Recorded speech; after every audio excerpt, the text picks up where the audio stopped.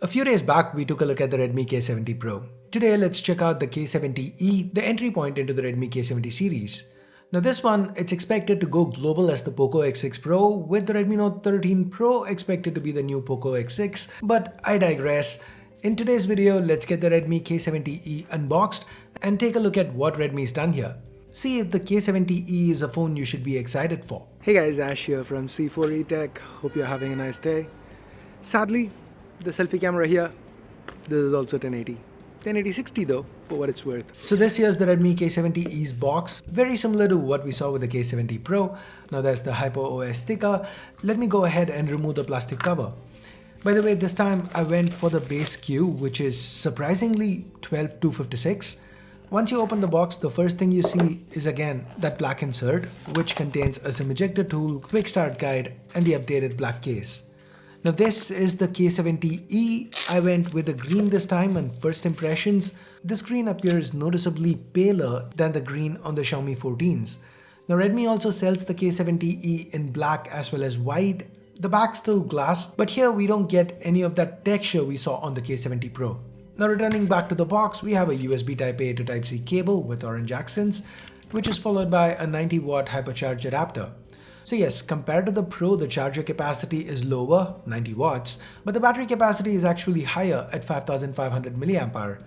Now Redmi claims the K70E can go from 0 to 100 in a little over half an hour, and I feel that is pretty solid.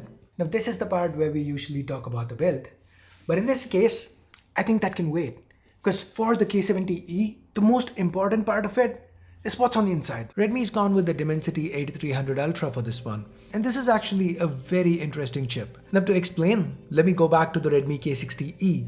Now that phone had the Dimensity 8200. Now to understand the 8300, let me show you what the Dimensity 8200 was in comparison to its own predecessor, the Dimensity 8100. So first, there's the change in the manufacturing node, 5 nanometers versus 4 nanometers. If you notice the core split up, it's quite similar though.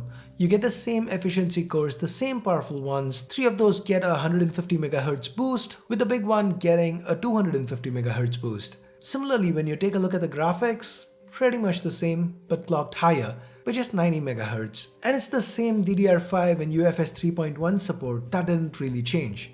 Now let's actually see 8200 to 8300.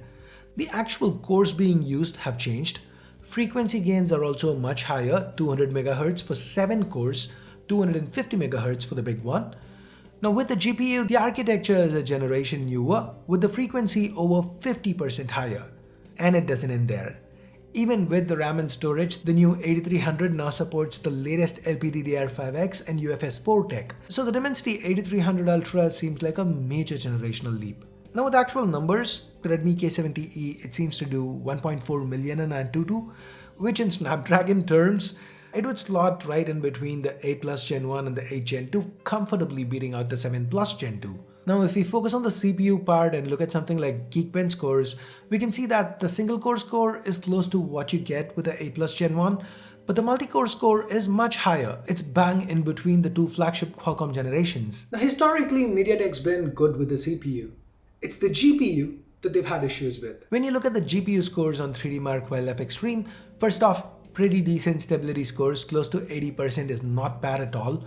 But forget about that for a minute. The actual score itself, it's pretty much what you would get on an 8 Plus Gen 1. So with performance, the Dimensity 8300 feels like a 8 Plus Gen 1 Plus. And given how the Redmi K70E is priced, I can see this being a recommendation for performance-focused mid-rangers for the foreseeable future. With real-world testing, these numbers seem to translate. The games played nice. They also looked and sounded nice. So you do get stereo speakers here and they sound good. And that display, guys, this is a Redmi, so no one's going to be surprised that they've gone for a 6.67-inch panel again. Now jokes apart, this seems to be quite a decent panel. Redmi sourced it from a Chinese domestic supplier. It's still got that 10 plus 2-bit tech. It's OLED, 120Hz, no LTPO. What's interesting to me is that the resolution is 1.5K. The K60E last time came with a Quad HD Plus panel. Now if you watched my last video, my coverage of the K70 Pro, I did mention that display marketing was kind of getting insane these days, with Redmi actually marketing, or rather advertising 4000 nits is the peak brightness for this display, which is true for a small part of the display under certain conditions. HDR, yes, but here's why I find it a little annoying, because if you're looking at the marketing aspect of things, 4000 nits K70 Pro, 1800 nits, that's the max on the K70E. So for a common consumer, they look at these numbers and they go, oh, this should be much more brighter. But it isn't. Not really. At least not for 99% of most people's use case scenarios. Now, look at the testing. The manual brightness here, just like on the K70 Pro, is about 500 nits. The peak brightness under auto mode here, just like on the K70 Pro, is around 1100 nits. So in the house, on the road, even under direct sunlight, your experience is going to be pretty much the same. So basically, my advice to you is to check out the actual brightness levels and not make your purchase decisions based on marketed brightness levels. You know what decision you should make based on what someone's telling you? The decision to like this video and hit subscribe. Now that's something I call a good decision. Anyways, moving on, I love how the bezels are almost symmetric. Now yes, the chin is a tad thicker, but it isn't very obvious, doesn't really stand out. And if you like flat panels, you're gonna end up liking this one a lot. Well, the panel itself is flat, the back does have a slight curve which helps with the ergonomics. The K70E still does feel a little boxy, but the 200 gram weight, the 0.4mm reduced thickness, they do help with ease of use. Now the back here is glass, but the sides are plastic. Redmi has given it a matte finish that kind of makes it feel nice when you touch it. It also helps avoid fingerprints. Now with software HyperOS on top of Android 14 with the same features we've been seeing for a while, that's what we get. The K70E, it was super fast and responsive. Again, no surprise given the beefy internals. I was pretty impressed with the user experience. What I wasn't impressed by was the optics. We have a triple camera array to the back with a 64 megapixel primary half-inch sensor being paired with an optically stabilized f1.7 lens. The images, they seemed okay, but the dynamic range was lacking. Add to it the fact that the colors weren't very accurate. For example, see how the greens are pushed up a little bit on this image? I mean, let me add the ultra wide to give you a little more perspective. The camera is mid. The ultra wide seems to be the same one from the K60E, 8 megapixels, it's okay. The 2 megapixel macro, it's still there to make up the numbers. On the video front, the K70E tops out at 4K 30, which seems to be a ridiculous limitation for a chip as powerful as the 8300 here. Now we've already seen the 1080 selfie video earlier. The selfies themselves are average, they look fine, but there's a lot of smoothing going on. All these pictures were taken with the beauty mode off, by the way. Optics definitely feel like the area where Redmi's cut most corners to hit this price point. But man, what a price point they've hit.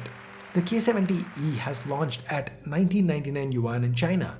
Now this is very rare since its predecessor launched at 2199. Now despite the base price being 200 yuan lower, the base RAM storage has still been up from 8128 to 12256. So Redmi is coming in super aggressive with the pricing here, and to anyone looking for a performance focused phone without caring about optics, the Redmi K70E might just be a good fit. As long as the motherboard holds up. I mean, it's a Redmi that's going to be sold as a POCO, and we all know how that's gone in the past. Anyways, thanks for watching, have a nice day, bye bye.